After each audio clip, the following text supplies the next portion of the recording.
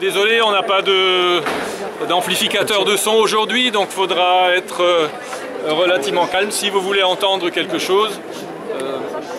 Alors, nous sommes ici devant le tribunal administratif, ça vous le savez, pour deux référés suspension qui sont en cours de discussion.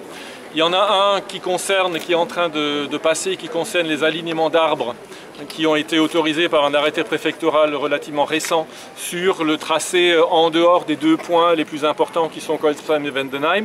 Et donc nous avons attaqué cet arrêté qui permet d'arracher des arbres d'alignement et le référé est en cours.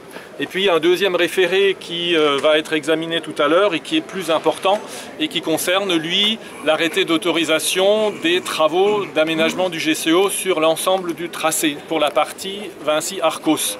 Donc c'est le tracé de 24 km à peu près qui part du Picam-Duttenheim jusqu'à Vendenheim.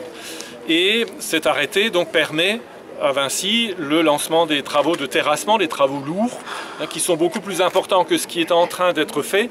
Ce qui est en train d'être fait, ce sont des travaux préparatoires. Alors c'est violent parce que Vinci a obtenu le fait que l'arrêté des travaux préparatoires lui permette de déboiser toute la forêt alors qu'il ne s'agit que d'accéder à 5% de la surface pour faire des travaux archéologiques, donc de diagnostic et de fouilles archéologiques, mais Vinci a obtenu à l'époque qu'il puisse déboiser l'ensemble de la forêt.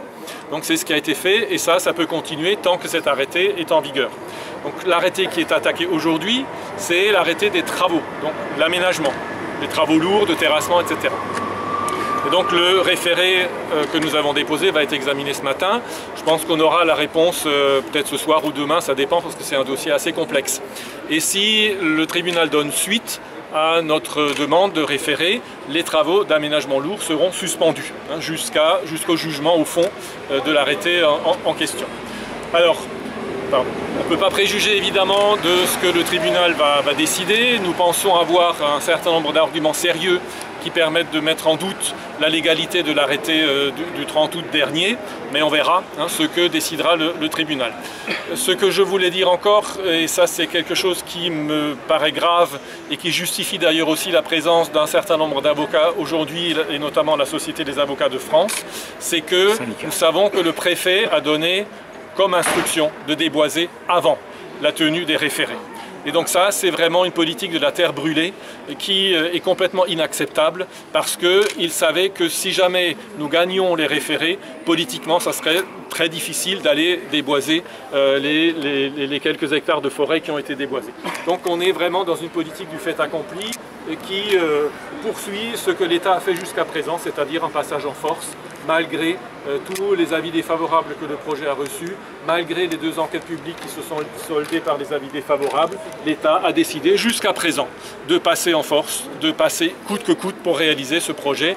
Et vous le savez, on l'a déjà dit à de très nombreuses reprises, ce projet, il n'est pas bon parce qu'il va à rebours des enjeux climatiques. On ne voit pas comment on peut améliorer la situation par rapport aux gaz à effet de serre en créant une autoroute qui a pour objectif de favoriser le trafic international de poids lourds, parce que c'est ça l'objectif du GCO.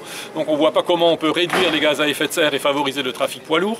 Ce projet n'est pas bon du point de vue de l'amélioration de la circulation autour de Strasbourg, ça toutes les études le disent, et quand vous avez vu la pleine page de publicité que se sont payés nos élus dans les dernières nouvelles d'Alsace hier, ils reconnaissent eux-mêmes que le GCO en gros ne sert pas à grand chose, et simplement ils disent il faut le faire, qu'on puisse faire le reste. Nous ce qu'on dit c'est que faisons d'abord le reste, et si le GCO est encore nécessaire une fois qu'on aura fait tout le reste, on verra. Mais là on est vraiment dans une démarche inverse, c'est-à-dire on fait d'abord ce qu'il ne faut pas faire et après on verra si on peut faire ce qu'il faut faire. Et ce projet n'est pas bon non plus du point de vue de la qualité de l'air, puisque les études qui ont été réalisées par Atmo Grand Est, donc l'association de surveillance de la qualité de l'air, montrent que la contribution du GCO à l'amélioration de la qualité de l'air à Strasbourg sera très minime et au contraire générera de la pollution dans un secteur où aujourd'hui il y en a un petit peu moins. Donc on peut se partager la pollution, je pense que le mieux c'est de réduire la pollution globale pour tout le monde.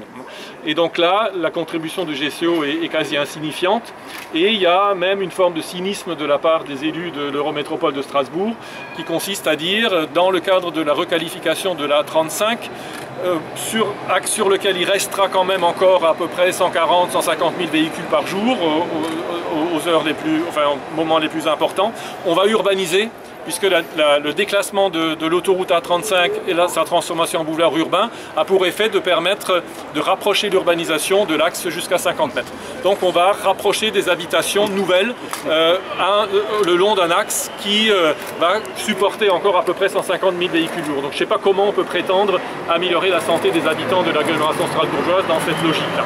Donc il n'est pas bon non plus de ce point de vue. Et enfin, il n'est pas bon du point de vue des impacts qu'il a sur l'environnement et de l'extrême difficulté à compenser de façon sérieuse des impacts aussi importants. Donc je pense que ce projet, il y a une solution pour s'en sortir, c'est de faire un moratoire, de reposer les choses à plat et de commencer par faire les choses intelligentes et les choses importantes, et de gestion verra après.